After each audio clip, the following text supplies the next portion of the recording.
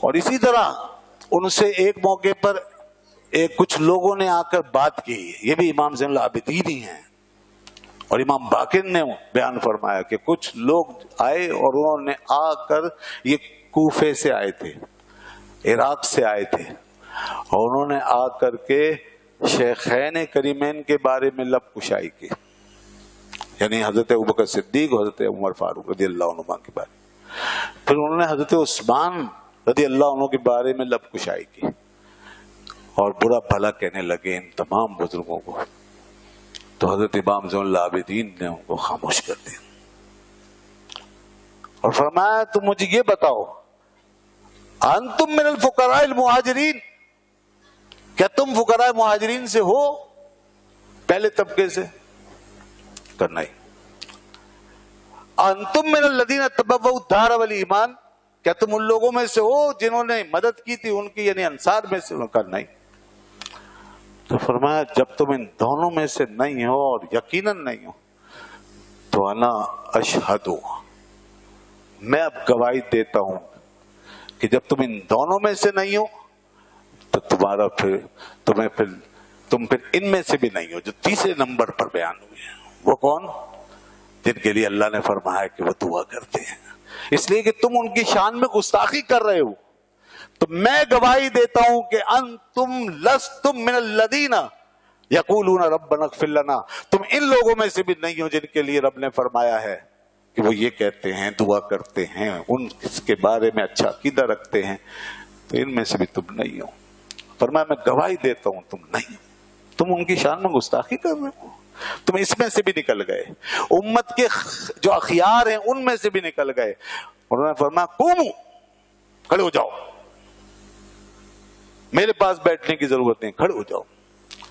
فعل اللہ ما فعل، اب اللہ تمہارے ساتھ وہ کرے گا جو کرے گا، اللہ تم سے پوچھے گا، کیونکہ ہم تمہیں اس طرح تو بغیر اختیار کے تو کچھ کر نہیں سکتے ظاہر۔ تو انہوں نے اپنی شدید نفرت اور غضب کا اظہار کیا، چلو یہاں سے نکل جاؤ، کھڑے ہو جاؤ۔ تو ایک بات تو پتہ چل گئی نا کہ ایسی بات اور ایسی چیزیں جو ہمارے عقیدے کو ہٹ کریں، اور اس قسم کے لوگ جب ایسی بات کر رہے ہوں تو کبھی نہ سنیں، مائل نہ ہوں۔ کم از کم اتنی غیرت آدمی میں ضرور ہونی چاہیے کہ اگر اس کے کسی محبوب کو کوئی برا بھلا کہتا ہے تو وہ غیرت میں آ جاتا ہے۔ اتنی غیرت ضرور ہونی چاہیے کہ اگر کسی ہمارے معزز محترم کو، ہمارے ماں باپ کو، ہمارے استاذ کو، ہمارے شیخ پیر و مرشد کو کوئی برا بھلا کہتا ہے تو ہمیں غیرت آ جاتی ہے، نہیں سنیں گے۔ جب کوئی بات اس طرح کرے، گالی دے، برا بھلا کہے، عیب نکالے، نقص نکالے، نفرت کا اظہار کرے، تو ہم کہیں گے نہیں، اتنی غیرت سب میں ہوتی ہے۔ تو کیا اللہ کے رسول کے اصحاب کے لیے اتنی غیرت بھی نہیں ہونی چاہیے ہمارے اندر؟ کیا اتنا بھی درجہ نہیں دیں گے ہم؟ تو اس لیے ہمیں یہ چیزیں نہیں سننی چاہیے اور نہ ہمیں یہ چیزیں پڑھنی چاہیے جب ہمیں معلوم ہو کہ اس میں یہ ہے۔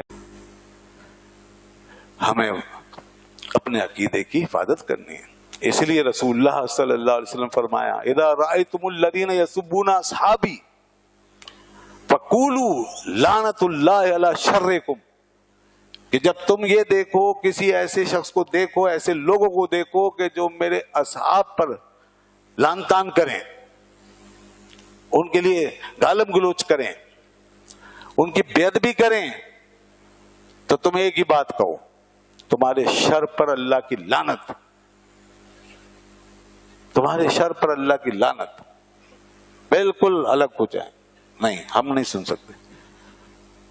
حضور نے فرمایا کہ اذا ذکر اصحابی فامسکوا، جب میرے اصحاب کا ذکر ہو تو اپنی زبانوں کو روک لو، یعنی زبانیں تان دراز مت کرنا، بے ادبی سے بات نہ کرنا۔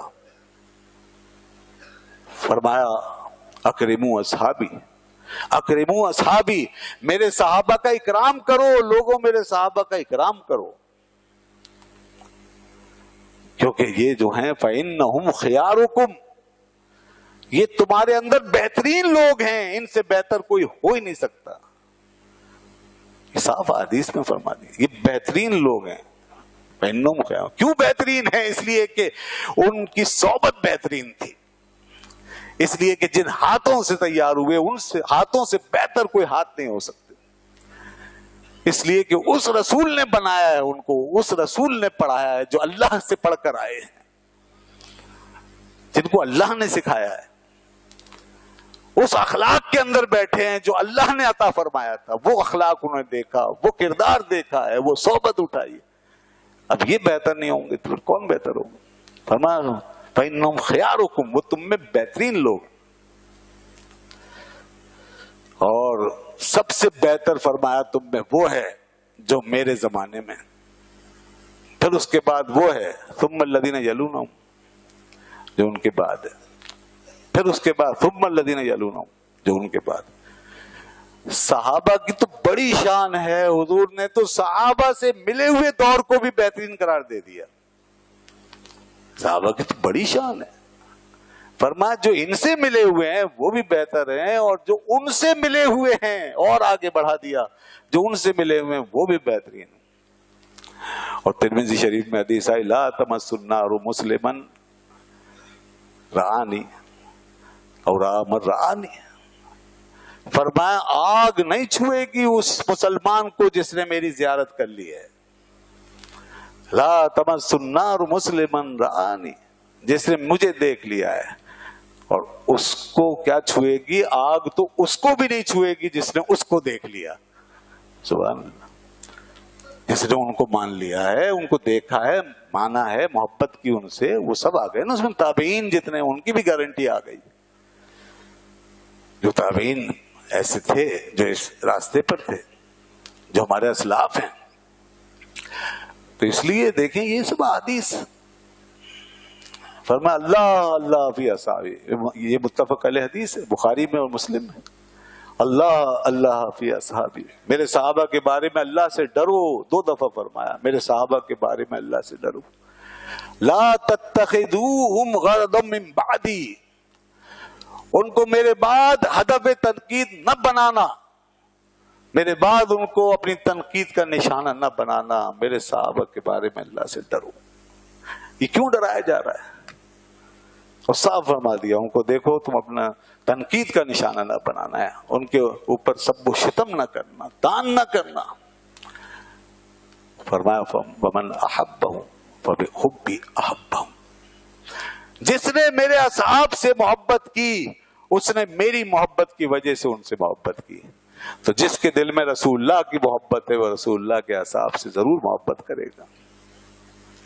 ومن ابغضہم فببغضی ابغضہم، اور جس نے میرے اصحاب سے بغض رکھا اس نے میرے بغض کی وجہ سے ان سے بغض رکھا.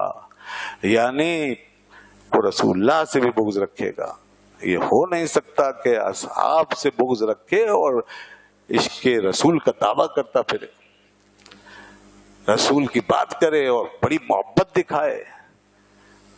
فرمایا نہیں نہیں نہیں، اگر تم میرے اصحاب سے محبت نہیں کرتے تو میری محبت کوئی محبت نہیں ہے. اگر تم ان سے بغض رکھتے ہو تو پھر طے شدہ بات ہے کہ یہ بغض میرا بغض ہے، یہ بغض مجھ سے ہے. کتنی واضح بات ہے. فرمایا ومن آذاہم فقد آذانی، جس نے ان کو اذیت دی، ان اصحاب کو، اس نے مجھے اذیت دی. جس نے میرے اصحاب کو اذیت دی اس نے مجھے اذیت دی. ومن آذانی فقد آذى اللہ، اور جس نے مجھے اذیت دی اس نے اللہ کو اذیت دی. ومن آذى اللہ یوشک ان یأخذہ، فرماؤ جس نے اللہ کو اذیت دی تو اللہ پھر اسے نہیں چھوڑے گا، وہ پکڑے گا، وہ خدا کی گرفت میں آئے گا. ذرا مر تو جانے دیں، آنے تو دے ملک الموت کو. دنیا میں تو بہت شور مچایا اور اصحاب کی شان میں کیا کیا کہا، لیکن موت آئے گی اور پھر وہاں پہ فرشتے جو ہیں وہ حساب لیں گے. تو اللہ نہیں چھوڑے گا جو یہ بغض لے کے پہنچے گا صحابہ کا، اہل بیت کا جو بغض لے کے پہنچے گا وہ نہیں بچے گا. صاف فرما دیا رسول اللہ صلی اللہ علیہ وسلم نے. اس لیے یہاں کی وجاہتیں، شہرتیں، دولتیں، حکومتیں، سلطنتیں یہ کچھ کام نہیں آئیں گی. پہلے بھی ماضی میں ایسے کچھ لوگ گزر گئے، تباہ برباد ہو گئے، کچھ نہیں ملا سوائے اس کے کہ اب امت کی لعنت پھٹکار کے مستحق ہیں جو صحابہ کرام سے بغض رکھ کر گئے اور اپنی اپنی قبروں میں جواب دے رہے ہیں. تو صحابہ سے بغض رکھنا، ان ہستیوں سے خدا نخواستہ ان کی گستاخی کرنا، یہ انسان کو وہاں تک جو ہے پریشان کرے گا اور یہاں اس کے دین و ایمان کا نقصان ہو جائے گا اور وہاں قبر و حشر میں اس کا انجام برا ہو جائے گا. فرمایا تم ان کی نسبت کی قدر کرو، یہ میرے تعلق سے جانے گئے ہیں نا. تو اس تعلق کو رسول اللہ صلی اللہ علیہ وسلم نے اس طرح بتایا. فرمایا دیکھو کہ میرے صحابہ کا اکرام کرو کیونکہ تمہارا عمل اور ان کا عمل بہت فرق رکھتا ہے، کوئی میچنگ نہیں ہے. تم ساری زندگی بھی کرو، کچھ بھی کرو، سارے مل جائیں پھر بھی میرے ایک صحابی کے ایک عمل تک نہیں پہنچ سکتے. فرمایا لو ان احدکم انفقا مثل احد ذهبا، تم میں سے کوئی ایک اگر خرچ کرے جیسے احد پہاڑ کے برابر سونا، احد پہاڑ کے برابر کا کوئی سونا خرچ کرے اللہ کی راہ میں، ما بلغ مد احدہم ولا نصیفہ، تو اس کا یہ سونا احد پہاڑ کے برابر میرے ایک صحابی کے مٹھی بھر جو یا گندم خیرات کرنے کے نہیں ہو سکتا. ان کے ایک مٹھی جو کا خیرات کرنا، میں سمجھانے کے لیے مٹھی کہہ رہا ہوں ورنہ اس کا مطلب کلو ہے، مد کہتے کلو کو، اور نصف فرمایا تو آدھا کلو. تو بھر کلو یا آدھا کلو مطلب یہ کہ معمولی سا بھی اگر وہ خرچ کر رہے ہیں اللہ کی راہ میں، ایک دانہ دن کا بھی خرچ کیا ہے، ایک درہم دینار بھی انہوں نے خرچ کیا ہے، تو تمہارا احد کے برابر سونا بھی ان کا مقابلہ نہیں کر سکے گا. یہ مثال دے دی اور یہ ہر عمل میں ہے یہ مثال. نہ نمازیں ان کے برابر ہو سکتی ہیں، نہ روزے ان کے برابر ہو سکتے ہیں، نہ ہمارے حج و عمرے ان کے برابر ہو سکتے ہیں. امت کا متفقہ فیصلہ ہے یہ. امام ربانی حضرت مجدد الفسانی رحمۃ اللہ علیہ نے لکھا حضرت عبداللہ ابن مبارک کے حوالے سے، انہوں نے فرمایا کسی نے پوچھا کہ کیا حضرت امیر معاویہ افضل ہیں یا، ان کا کیا بات کرتے ہو، امیر معاویہ کی بات کرتے ہو، ایک صحابی رسول کی. حضرت امیر معاویہ کا مقام یہ ہے، وہ صحابی رسول ہیں کہ وہ جس گھوڑے پہ سوار ہوں اس گھوڑے کے ٹاپ سے جو گرد اڑتی ہے وہ گرد اتنی افضل ہے کہ اس امت کا کوئی بھی بڑے سے بڑا ولی اس گرد کو بھی نہیں پہنچ سکتا. تم یہ بات کرتے ہو کہ وہ افضل ہے، یہ افضل ہے. تو جناب صحابی ہے. اور ہم یہ عقیدہ اس لیے رکھتے ہیں کہ ہمیں اللہ نے فرمایا، اس کے حبیب نے فرمایا، قرآن نے حکم دیا، حدیث میں ہے، اور یہ سب میں نے کچھ بتا دیا. اور اگر بیان کروں تو بہت احادیث، اور اتنا طویل ٹاپک ہے یہ کہ اس پہ بہت کچھ کہا جا سکتا ہے. بہت کتابیں لکھی ہوئی ہیں، احادیث کی کتابیں بڑی پڑھی ہیں. تو یہ ہمیں یہاں سے ملا ہے عقیدہ ان احادیث کی روشنی میں. اس لیے ہم نہ تاریخ واریخ کو جانتے ہیں. بھائی لوگ کیا کرتے ہیں، بھائی تاریخ میں یہ آیا ہے، بھائی انہوں نے یہ کیا، انہوں نے یہ کیا، انہوں نے ایسا کیا، انہوں نے ویسا کیا. ارے کمال ہے. بھائی تم جو کچھ کہہ رہے ہو یہ بتاؤ کہ یہ اس اللہ کے رسول کی بات زیادہ معتبر ہے یا تمہاری تاریخ زیادہ معتبر ہے؟ ہم اس چکر میں پڑیں یا وہاں دیکھیں ادھر جہاں ہمارے اسلاف نے دیکھا. اللہ کا رسول جب ہمیں فرما گیا کہ دیکھو تم میرے اصحاب کے بارے میں لب کشائی نہ کرو، بات ختم ہو گئی. حضرت امام شافعی رحمۃ اللہ علیہ نے کتنی بڑی بات فرمائی، کتنی اچھی بات فرمائی. فرمایا دیکھو ہم صحابہ کرام کے درمیان جو اختلاف یا لڑائی وغیرہ ہوئی ہیں ایک دو، ہم اس دور میں نہیں تھے، ہمیں اللہ نے بچا لیا کہ ہماری تلواریں کسی صحابی کے خون سے رنگین ہوں۔ تو اب جب ہم اس دور میں ہیں تو اپنی زبانوں کو بھی پاک رکھیں کہ ہم ان پہ تان کر کے ان کے بارے میں لب کشائی کر کے اپنی زبانوں کو آلودہ کر لیں۔ یہ کہاں کی عقل مندی ہے؟ تو رہ گیا ان کے اختلاف کا معاملہ، ان کے آپس میں جو بھی ہوا وہ ان کے اپنا میٹر ہے، وہ ان کے لیے اپنی اپنی نیتیں ہیں، اور سب وہ مجتہدین ہیں، وہ سب مخلص ہیں، سب اللہ کی طرف دیکھنے والے۔ جب قرآن نے فرما دیا کہ یبتغون فضلا من اللہ ورضوانا، یہ اللہ کا فضل چاہتے ہیں، اسی کی رضا چاہتے ہیں، بات ختم ہو گئی۔ تو جو کچھ بھی انہوں نے کیا وہ دین کے لیے کیا، اپنے اپنے اجتہاد سے کیا، اپنی اپنی فکر کے تحت کیا ہے۔ اگر کوئی بہت زیادہ فیصلہ کن بات کرنی ہے تو یہ کہو بس ان کا معاملہ اللہ کے سپرد ہے، ہم ان کے بارے میں لب کشائی نہیں کرتے، ہماری یہ مجال نہیں، چھوٹا منہ اور بڑی بات ہے، ہم کیا، ہماری حیثیت کیا کہ ان عظیم ہستیوں کے بارے میں ہم کوئی فیصلہ کریں۔ اسی لیے آپ صلی اللہ علیہ وسلم نے فرما دیا تھا میرے صحابہ کے اختلاف کو بھی چھوڑ دینا، تم اس پہ نہ پڑنا، اللہ پہ چھوڑ دینا۔ بڑے لوگ ہیں، بڑے لوگوں کی بڑی باتیں، عظیم لوگوں کی عظیم باتیں، اور کون سا دین کا فریضہ ہے کہ ہم ان چکروں میں پڑیں، تاریخ کو کھنگالیں اور یہ چیزیں نکالیں اور پھر لوگوں کو بتاتے پھریں اور پوچھتے پھریں کہ بھئی دیکھو یہ کیوں ہوا وہ کیوں ہوا۔ کون سا ہی دین کا فریضہ ہے؟ کیا اس سے دین کی خدمت ہو رہی ہے اور کیا اس سے فائدہ ہے؟ کچھ نہیں۔ جب ہمارا عقیدہ ہی وہاں سے شروع ہوا ہے جہاں قرآن ہے، جہاں اللہ کے رسول ہیں، تو بات ختم ہو گئی۔ اب ہم جو کچھ مانتے ہیں پیچھے سے مانتے ہیں، خدا رسول کی بنیاد پہ مانتے ہیں، بات ختم ہو گئی۔ تو یہ چیزیں اب ہمارے لیے بالکل فضول ہیں کہ اب کوئی ایسی باتیں کی جائے، تحقیق کی جائے، انکوائری کی جائے، ہرگز نہیں۔ تو ہمیں ہوشیار رہنا ہوگا، ہمیں عقیدے کی نوعیت کو سمجھنا چاہیے۔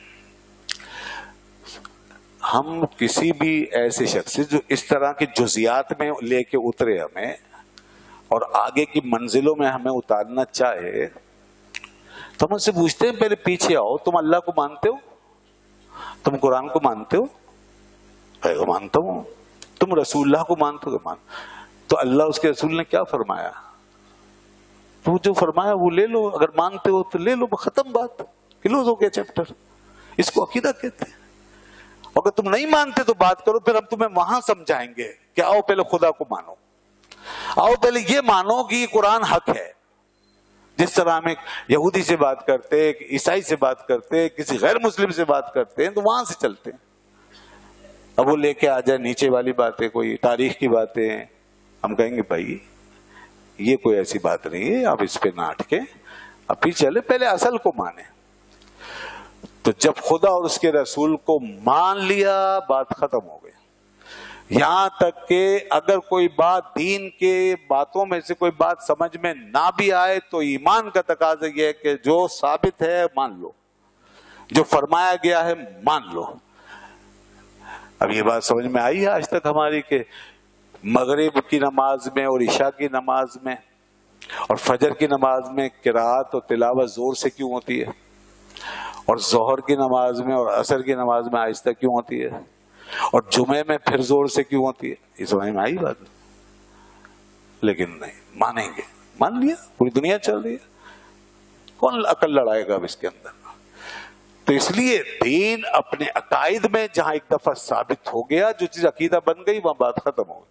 عقیدہ کہتے ہیں کہ چیز کو جب آپ نے مان لیا، تسلیم کر لیا اور وہ چیز آپ کے نزدیک ثابت ہو گئی، اس کو اندر لاک کر دو، بس عقیدہ لاک کرنے کا نام، ختم ہو گئی بات۔ تو بہرحال آج میں نے یہ مختصر گفتگو کی ہے، اور یہ ایک تقریر ناکافی ہے، جس طرح کے فتنے باہر نظر آ رہے ہیں اور جس طرح کی باتیں شروع ہوئی ہیں۔ جیسے میں نے شروع میں کہا کہ جیسے قانون پاس ہوا ہے صحابہ کرام اور اہل بیت اطہار کے حوالے سے ایک شور مچ گیا ہے اور کیوں مچ گیا ہے؟ سمجھ سے باہر ہے، سمجھ سے باہر ہے خدا. یہ ایسی بات ہے کسی عقل میں، کسی نارمل عقل میں نہیں آ سکتی کہ بھائی یہ بتاؤ کہ اگر ایسے ہی قانون ہم بناتے ہیں کسی مسلمان کے بارے میں کہ گالی نہیں دینی، کوئی بھی مسلمان، تو اس پہ بھی کوئی بولے گا؟ نہیں بولے گا. ارے مسلمان تو مسلمان ہے. اگر ہم یہود و نصارہ کی بات کریں، قانون بنائیں کہ بھائی کسی کو گالی نہیں دینی، گالی دینا منع ہے، کسی کے بھگوان کو، دیوی دیوتا کو گالی دینا منع، تو ٹھیک ہے، اسلام یہی کہتا ہے گالیاں مت دو. تو کسی کو اعتراض ہوگا. اللہ اکبر. صحابہ کرام کے بارے میں اگر کہا کہ گالی نہیں دینی، لوگ کہہ رہے ہیں نہیں یہ قانون غلط ہے. دوستو ذرا سوچو، صحابہ کے بارے میں قانون ہے کہ گالی نہیں دینی، کہہ رہے ہیں نہیں قانون غلط ہے. اس کا مطلب یہ ہوا کہ ہم گالی دیں گے. تو یہ کیا دین ہوا کہ گالیوں پہ کھڑے ہو گئے ان ہستیوں کے بارے میں کہ ہمیں گالی دینے دو، جبکہ اہل بیت کا بھی ذکر ہے. اہل بیت کی عزت و ناموس بھی ہمیں اسی طرح عزیز ہے جس طرح صحابہ کی عزت و ناموس.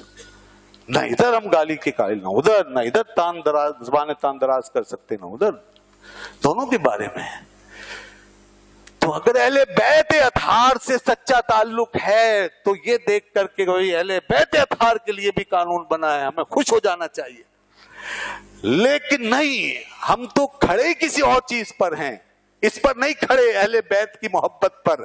یہ صاف نظر آ رہا ہے ہم اہل بیت کی محبت پر نہیں کھڑے، ہم تو کھڑے ہیں صحابہ پہ لان تان کرنے پہ، ان کو گالی دینے پہ. ہم تو یہ اس پہ کھڑے ہیں کہ ہمیں بس صحابہ کرام کے بارے میں بولنے تو جو ہم بولنا چاہتے ہیں. تو یہ صورتحال ہے. حضرت امام شعبی نے فرمایا کہ یہود و نصارہ ہم سے بازی لے گئے ایک خصلت میں. جب ان سے پوچھا گیا تمہارے درمیان، تمہاری امت میں سب سے بہترین لوگ کون ہیں، تو انہوں نے کہا اصحاب موسیٰ. یہود نے کہا موسیٰ علیہ السلام کے اصحاب. نصارہ سے، عیسائیوں سے پوچھا گیا تمہاری ملت میں سب سے بہترین لوگ کون ہیں، انہوں نے کہا اصحاب عیسیٰ، عیسیٰ علیہ السلام کے اصحاب. اور ہمارے اندر جب کچھ لوگوں سے پوچھا گیا کہ تمہاری امت میں سب سے بدترین لوگ کون ہیں، تو کہنے لگے اصحاب محمد. اللہ اکبر. ہم سے پوچھا جا رہا ہے، اگر یہ سوال ہم سے کیا جا رہا ہے اس طرح کہ تم بتاؤ تمہارے بدترین لوگ، تو ہم یہ کہنے جا رہے ہیں نعوذ باللہ من ذالک اصحاب محمد. ہم یہ مسلمان ہیں جنہیں دیکھ کے شرمائیں یہود. تو کہیں ہم منہ دکھانے کے قابل ہی نہیں رہتے ان تمام باتوں کے بعد، جیسا کہ میں نے پہلے بتا دیا. بہرحال میں نے یہ باتیں اس لیے ضروری سمجھی، اور ہم تو کرتے ہیں اصحاب کی شان ہر موقع پہ، لیکن آج ایسا کوئی عنوان نہیں تھا، مگر حالات کے پیش نظر یہ بات میں نے کی ہے. ایک حدیث میرے سامنے ہے، رسول اللہ صلی اللہ علیہ وسلم فرمائے اذا ظہرت الفتن وسب اصحابی، جب فتنے ظاہر ہوں اور میرے اصحاب پر لعن طعن ہو، فلیظہر العالم علمہ، تو عالم کو چاہیے اپنے علم کا اظہار کرے. ومن لم یفعل ذلک فعلیہ لعنۃ اللہ والملائکۃ والناس اجمعین، اور جو عالم ایسے موقع پہ اپنے علم کو ظاہر نہیں کرے گا اس پہ اللہ کی لعنت ہے، ملائکہ کی لعنت ہے اور سارے لوگوں کی لعنت ہے. ولا يقبل اللہ لہ صرفا ولا عدلا، نہ اللہ تعالیٰ اس کا فرض قبول کرے گا نہ اس کی نفل قبول کرے گا. یہ علماء پہ فرض ہو جاتا ہے کہ جب اس طرح کی صورتحال ہو تو یہ بات بتائیں لوگوں کو، اور صحابہ کرام کی شان بیان کریں، تاکہ اس فتنے میں ہمارے یہ بچے، ہماری نسلیں کہیں مبتلا نہ ہو جائیں، ملوث نہ ہو جائیں. اللہ تعالیٰ آپ کے اور میرے دین و ایمان کی حفاظت فرمائے. وآخر دعوانا الحمدللہ رب العالمین.